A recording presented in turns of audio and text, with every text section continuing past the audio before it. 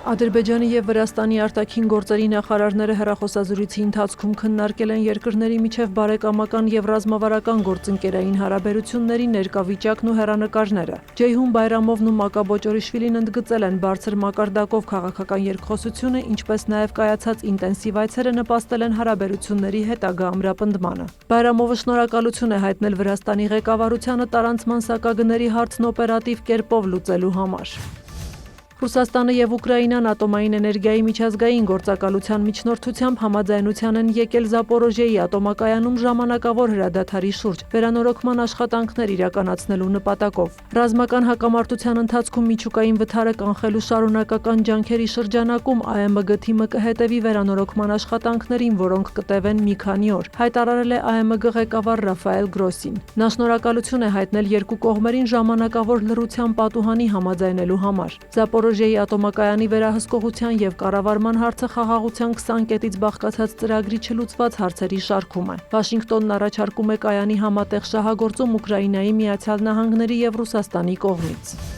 Թուրքիայում բախում է տեղի ունեցել ոստիկանների և Իսլամական պետություն ահաբեկչական խմբավորման անդամների միջև։ Ըստ Թուրքիայի ներքին գործերի նախարարի 3 ոստիկան զոհվել է, 9 վիրավորվել։ Ալի Երլիքայան հավելել է, որ ոչնչացվել է 6 ահաբեկիչ, որոնք բոլորը Թուրքիայի քաղաքացիներ են եղել։ Գործողությունն իրականացվել է Յալովա քաղաքից ոչ հեռու գտնվող տներից մեկում, որտեղ ենթադրաբար թաքնվել են Իսլամական պետության անդամները։ Կասկածյալները կրակ են բացել ոստիկանների ուղղությամբ։ Փոխհրաձգությունը տևել է մի քանի ժամ։ Դեպքի վայր են ուղարկվել հատուկ նշանակության ջոկատներ։ Տեղի ունեցածից հետո թուրք իրավապահները պարեկություն են սկսել Յալովայում։ Բախումների գոտում գտնվող դպրոցներում դասերը դադարեցվել են, քաղաքացիական անձանց արգելվել է մուտք գործել գործողության գոտի։ Նախորդ շաբաթ Թուրքիայի ոստիկանությունը ձերբակալել էր Իսլամական պետության 115 ենթադրյալ անդամի։ Ըստ իրավապահների, նրանք ծրագրում էին հարձակումներ իրականացնել երկրում Սուրբ Ծննդյան և Ամանորյա տոնակատարությունների ժամանակ, մասնավորապես ոչ մուսուլմանների դեմ։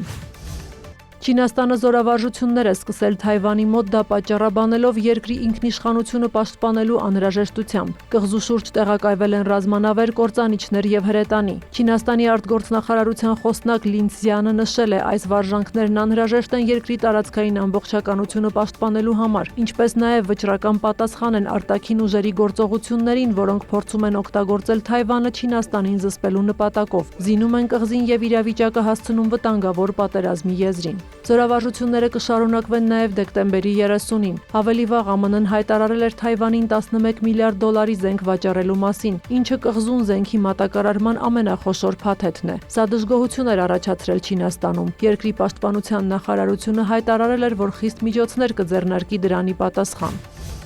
Չինաստանի արտգործնախարարը Յուիսի նահանգում հյուրընկալել է Թայլանդի և Կամբոջայի իր գործընկերներին։ Եռակողմ հանդիպման ժամանակ կքննարկվի սահմանին տիրող իրավիճակը։ Մինչ այդ արտգործնախարար Վան Ին առանձին հանդիպումներ է ունեցել իր գործընկերների հետ։ Նրա խոսքով, լինելով երկու երկրների հարևանը, Չինաստանը հույս ունի, որ Թայլանդի և Կամբոջայի միջև բարեկամությունը կվերականգնվի։ Վանին ընդգծել է. Չինաստանը կշարունակի աջակցել Հարավարևելյան Ասիայի պետությունների ասոցիացիային և պատրաստ է օգնել հրադադարը հսկող ԱՍԵԱՆ-ի դիտորդական առաքելությանը։ Պեկինը նաև պատրաստակամություն է հայտնել հումանիտար օգնություն տրամադրել Կամբոջային, աջակցելու սահմանային շրջաններից տեղահանված մարդկանց վերադարձին։ Օրերս կողմերի միջև հրադադարի համաձայնություն էր ձեռք բերվել դեկտեմբերի սկզբին վերսկսված բախումներից հետո, որոնք հանգեցրել էին տասնյակ զոհերի և 1 միլիոն մարդու տեղահանման։ Սյուզաննա Չրաղյան, լուրեր։